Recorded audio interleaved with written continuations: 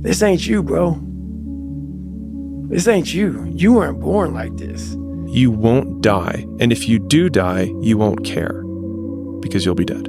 Best case, you win. Worst case, it won't matter. There's no luck in this game, man. There may be a little bit of luck, but the luck happens after you bust your ass and you put yourself in that lucky situation. Luck doesn't happen. You put yourself in that situation where luck might fucking happen. And that's what people don't know.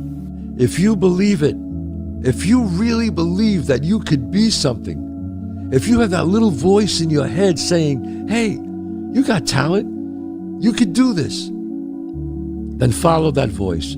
Fuck your motivation. Fuck your motivation. You need discipline, because motivation's not there every day. I'm missing motivation most days. Wow, Some really? days, yeah, sometimes I got motivation. Sometimes I'm like, fuck yeah, today I felt good. I can't wait to get to the gym. But a lot of days, like, gotta get to the gym.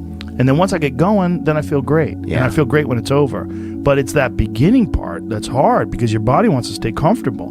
Your body will trick you, like, man, today you should take the day off, Theo. You don't feel good. Theo, what did you get, like 6 hours sleep last night?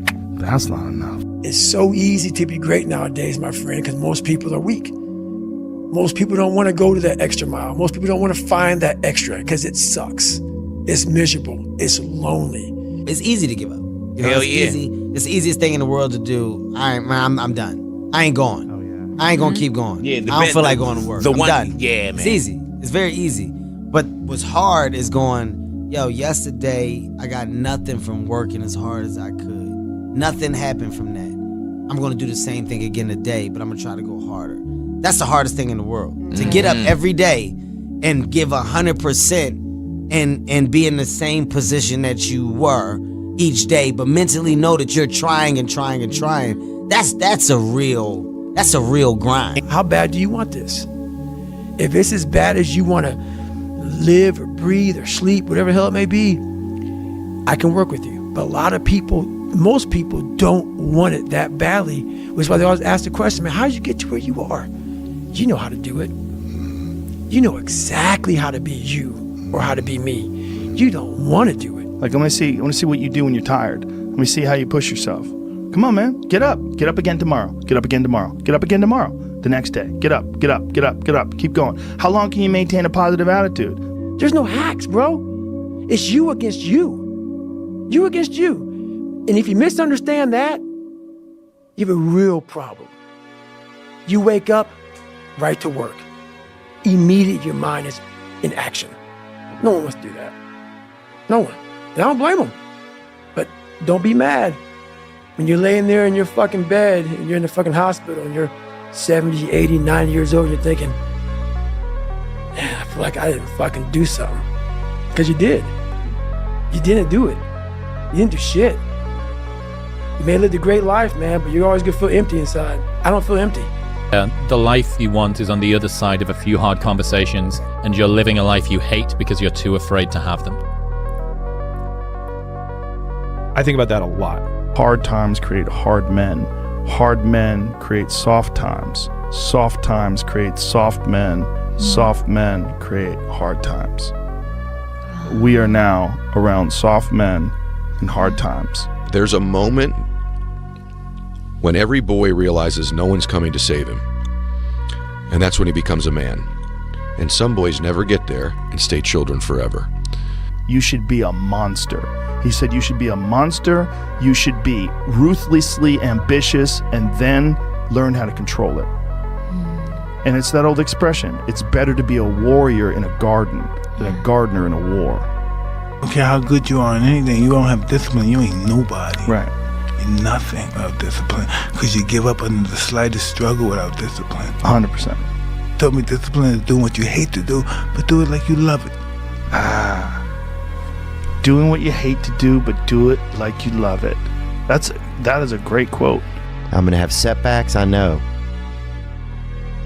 But if I'm feeling bad, that doesn't mean I'm doing bad. That doesn't mean I am bad. That doesn't mean that I can't still take some action. Because, yeah, nothing changes and nothing changes, man. It's time to get back to work. Stop hearing yourself talk. Get off the podcast. Don't be on social media too much. Cut out all the fucking noise. Get back to the fucking mental lab.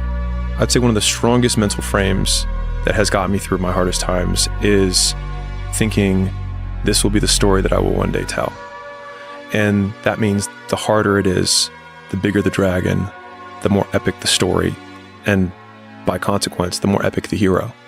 The fear is never reaching your potential. That's it. That always falling short, always quitting before you're done, always procrastinating, always not doing the right thing. And then one day you're an old man. Yep. And you look back and go, God, I could have been great. Yep. I could have been great.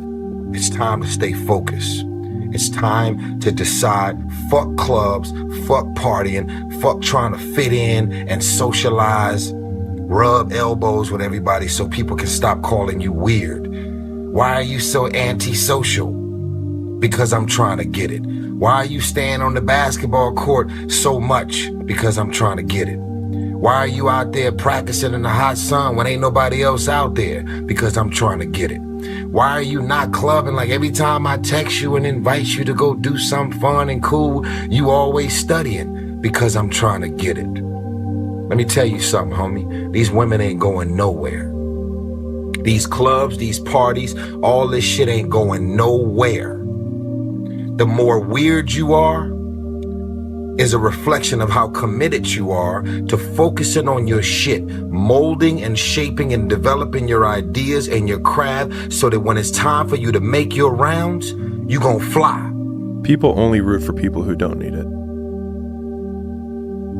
Like the amount of times when I was on my lonely path where I was too different from the friends that I had, but not successful enough to be friends with the people that I wanted to be friends with. That's when you want people to root for you. That's when you want people to support you. Once you've already won, people are like, he's amazing, he's so good. But like, that's the time when you need it the least. And so you always have to be the person who roots for you before everyone else does. And it's usually a single clap in the auditorium for a very long period of time. It is a slow clap that's just you rooting for you. And that visual, I think, is one that you can kind of take because it is... People struggle to do things alone. And the path of the exceptional person is one of an exception, which means that you are not with other people.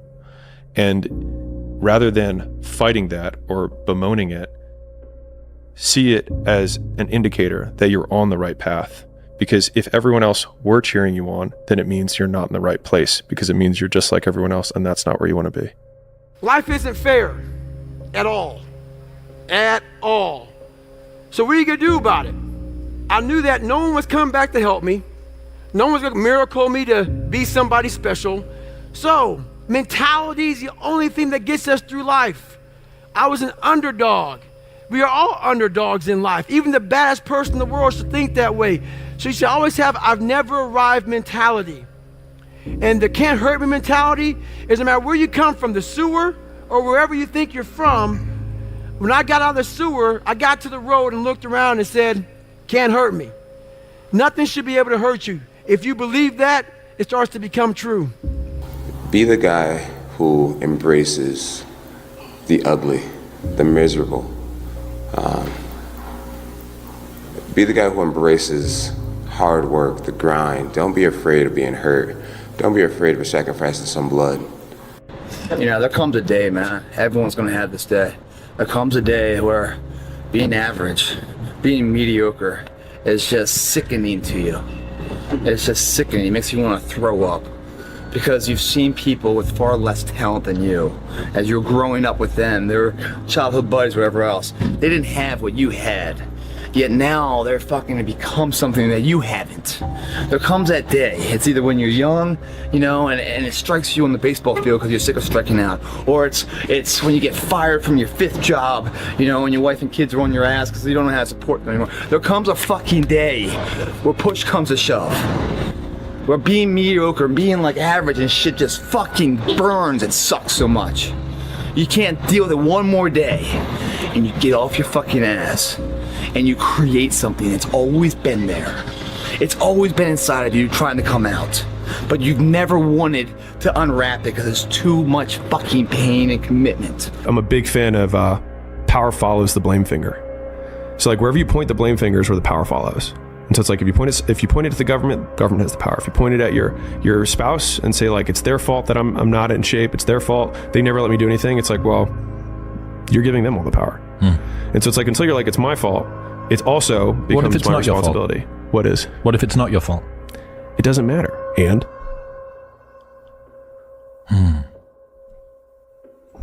like I can't run marathons because I lost my leg at birth. And either you can just never try, or you put the metal thing on and you do it anyways.